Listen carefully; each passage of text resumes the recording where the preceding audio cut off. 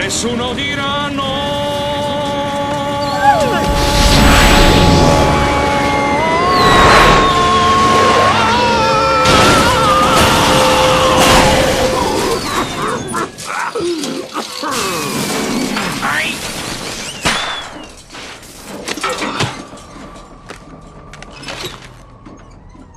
L'airbag è un po' lento.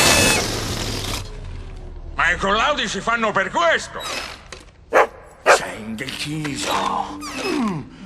Non ci sarà un nuovo lockdown, ci sarà un nuovo lockdown morbido. Chiudiamo subito per salvare forse il Natale. Questa è la linea del governo Conte, secondo la soppopera, il decreto.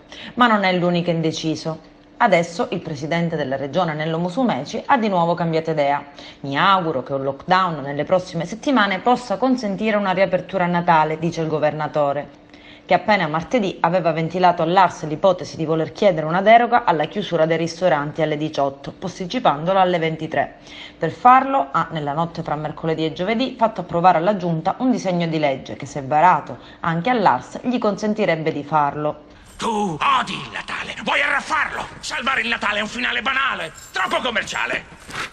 Adesso invece la marcia è opposta, così adesso Musumeci ha di nuovo cambiato idea. L'idea del presidente è di nuovo chiusurista. Andiamo verso la chiusura totale, osserva il governatore. È inutile essere ipocriti ed è inutile fingere di non capirlo. Tutti vorremmo scongiurare questa ipotesi, ma tutti sappiamo che appare sempre più ineluttabile. Ieri nell'isola si sono registrati 789 nuovi casi.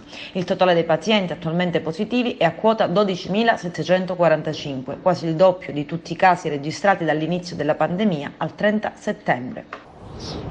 Probabilmente abita lassù per evitare di pagare le tasse. Buon Natale!